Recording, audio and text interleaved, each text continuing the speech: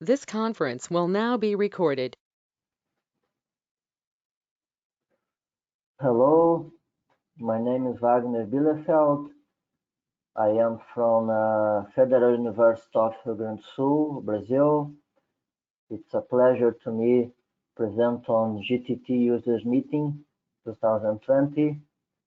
I will present the paper Castability and Inclusions in a Low Sulfur Calcium Treated Peritectic Steels for 2-deoxidation techniques. This research was a partnership between Federal University of Rio Grande do Sul and Federal University of Ceará and a steelmaking company, Companhia Siderúrgica do Pecém. So I represent the paper for my colleagues. The introduction, the contents of the presentation will be introduction, methodology, results and discussion, and finally the conclusions of this paper. So the question was how to minimize clog information in continual casting nozzles in a steelmaking company. We know that obstructions, that accumulation of inclusions on the nozzles is caused by alumina and spinel solid solution inclusion. And the solution is to optimize first the oxidation process and calcium treatment to improve the castability and provide inclusion modification. So how to get that?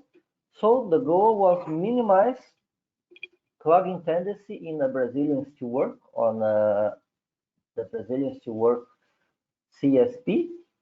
It's a slab producers, and the material is a low sulfur aluminum trim calcium treated peritectic steel.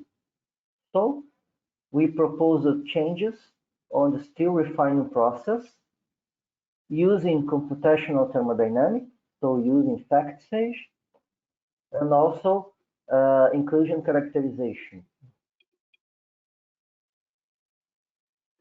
The process before the proposed modification, the process was fully aluminum cubed, calcium treated, and with this composition of the secondary steelmaking slag, a basic slag with alumina, 39% of alumina, and the process after modification, the steel was first deoxidized with silicon, with iron silicon, and after that, aluminum deoxidation, but the amount of aluminum was decreased by 20%.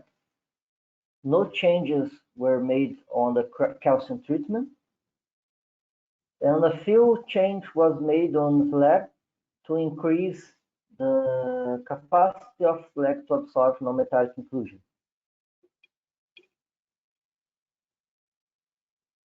Was done industrial trials with this production hood, LD converter, after that ladle furnace, and finally continuous casting of slabs. Were collected samples using standard lollipop samples with no deoxidizers. This after the sampling, the samples were quenched and were collected 10 samples from Tundish, 5 samples before the modification, trials 1 to 5, 5 samples after, A to E, analyzed elemental composition of steel, Tundish temperature, and total oxygen content. Calculations were made using fact stage 7.1 to build the castability windows as a methodology proposed by Olapa and co-authors. We used the equilibrium module of FactSage and database FTMISC and FactOxide. The input data for calculations were composition of each trial, total oxygen in still, the tundish temperature, and the axis of windows were calcium 0 to 70 ppm and aluminium from 0 to 1000 ppm aluminium. The inclusion characterization, we use scanning electron microscopy with EBS system using DEX character electrons. The quantification of inclusion was made by manual mode. The acceleration voltage was 20 kilovolts, and the sample preparation was cutting, sanding, and polishing with diamond paste to avoid the presence of alumina from alumina paste. No etching was applied, and a surface area of 75 square millimeters were analyzed in each sample. So here the first set of results was the elemental composition of steel.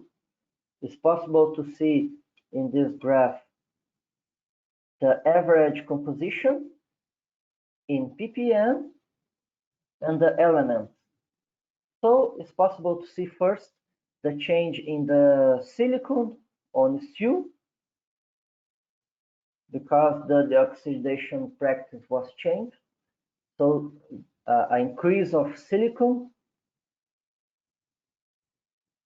Sulfur keep the same.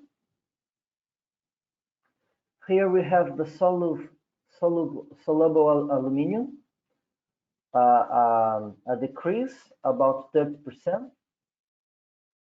Here the significant change of calcium and a slight decrease of total oxygen. So key points here was increase of silicon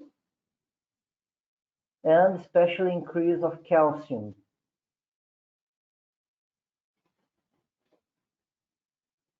So this modification was possible by the construction of castability windows.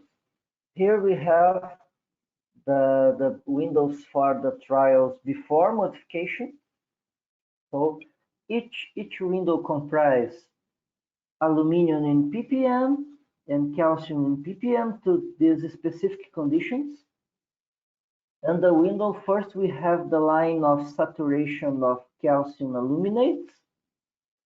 It comprises calcium aluminates with 35% of CaO. And this line comprises the saturation of calcium sulfide, about 5% of CaS. So here in the middle we have the windows of completely liquid inclusion. So it's possible to see for each trial that all the trials are below the liquid window.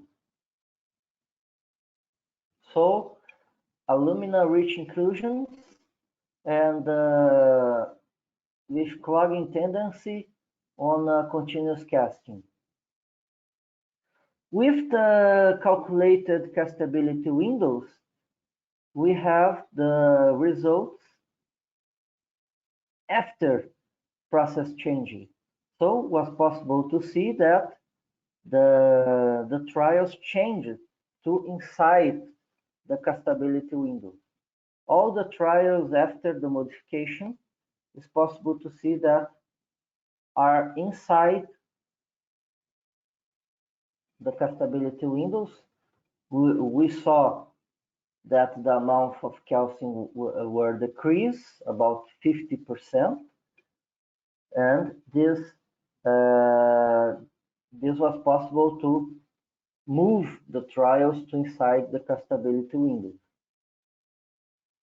Here, in the industrial process, was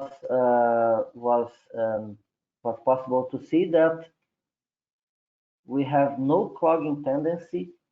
Castability improved after the process changes.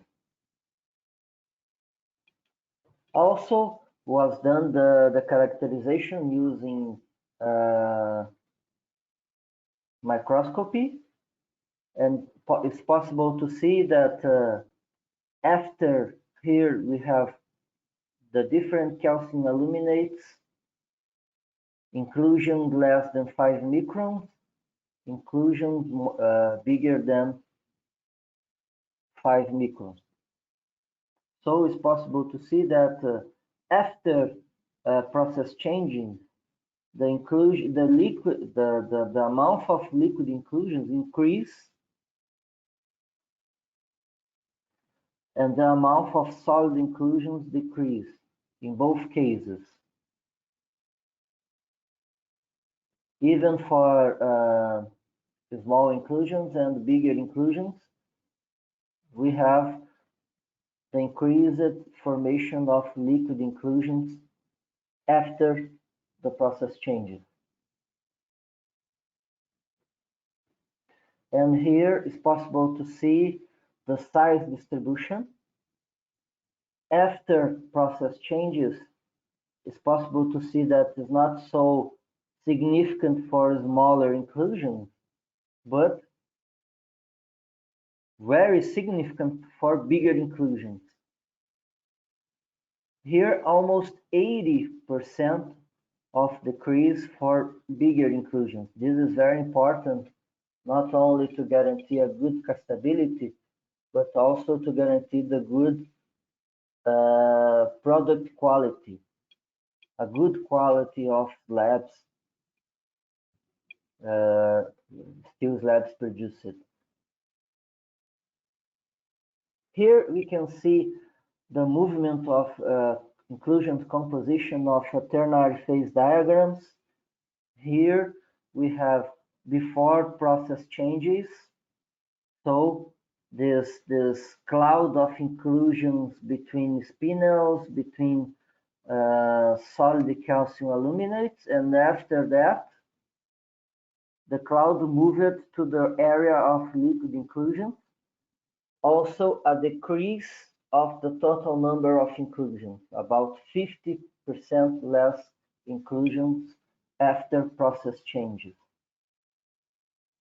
And here the movement of calcium sulfur inclusions. Of course, we have an increase in the amount of calcium sulfur inclusions because the amount of calcium in steel was increased after the process changes. But it's not affected the steel castability. So the conclusions of this work was, considering the industrial case study which was performed in this work, nozzle clogging tendency were controlled. The castability windows shows that the amount of calcium was too low before the process changes, and this fact explained the blockage of the tundish nozzles due to the position of high melting point spinel inclusion. The inclusion characterization showed high frequency of the liquid calcium aluminates after the process changes, which is coherent with the calculated castability windows. Before the changes, the process changes, the inclusion modification was not complete because the core of the inclusions was polygonal solid spinel. And after the changes, the inclusion became homogeneous, completely modified. Few ones presented calcium sulfur ring around the globular inclusion. So I would like to thank you, the GTT Technologies, for the opportunity to present of research. I would like to thank the partnership between the universities, Federal University of Ceará and Federal University of Rio Grande do Sul, and also Companhia Siderúrgica do Pecém, CSP. And thank you for the audience, and I am open to answer some questions.